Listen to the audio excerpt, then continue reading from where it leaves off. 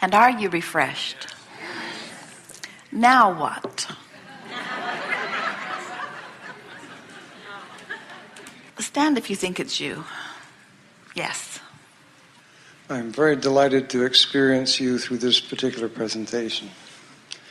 I have a dilemma. I have been given a gift, a tool I wish to share with many people. I have for many years been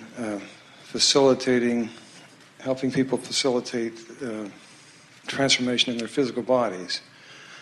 I wish to do this kind of work to help with the spiritual transformation as well. And I have a tool I wish to share.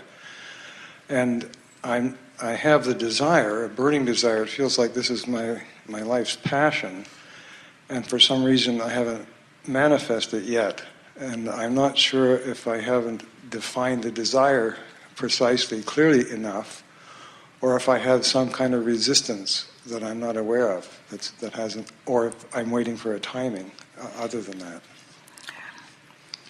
Well, we like the way you have worded this because, and we're going to add a few more words to it. So you say, I have something that I know is of value, and I want to share it, but it isn't happening. So in really simple terms, you're saying, I want this, but. And the reason that people tend to do that is because there is a buffer of time between the launching of a desire and the manifestation of it.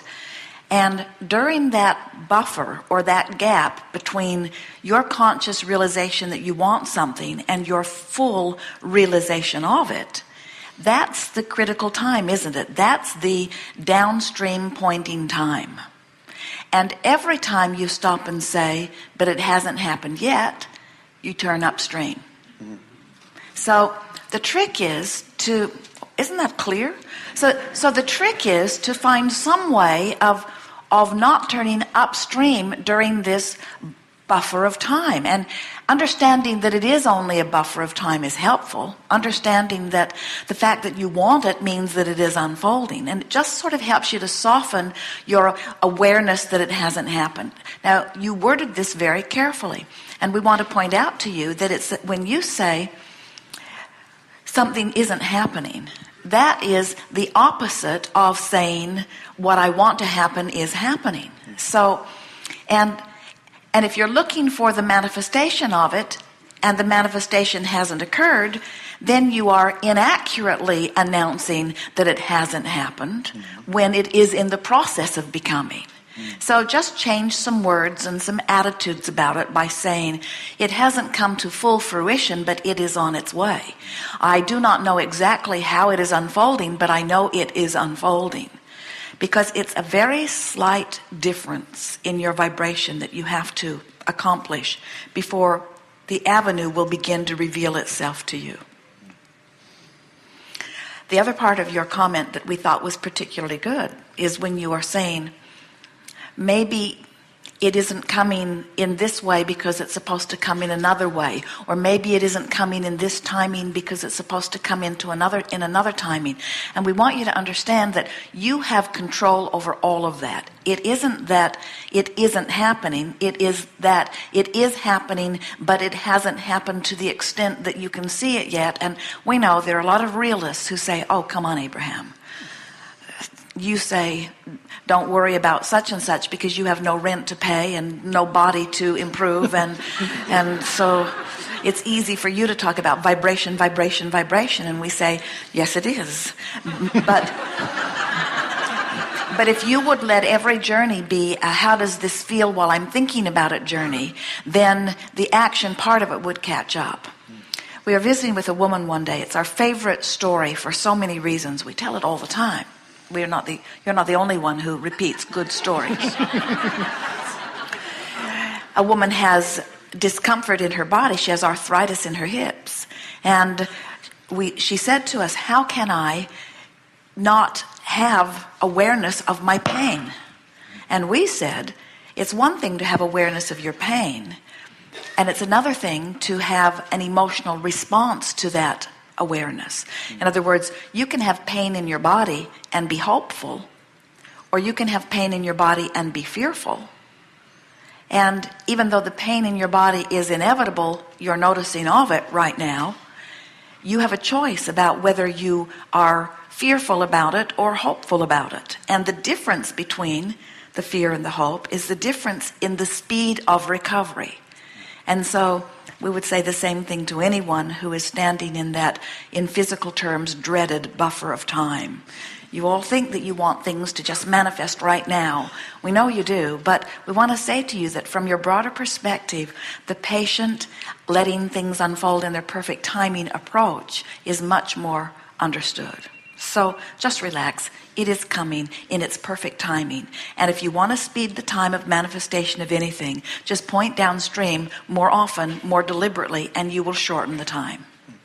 I wondered if maybe I was putting more attention on my present passion and not enough on the one I'm developing for the future. Oh, really good question. No, that is not the problem, because once you have launched an idea, the law of attraction is going to carry it to fruition. And it isn't unless you are countering the same idea with contradictory thought that you slow it down.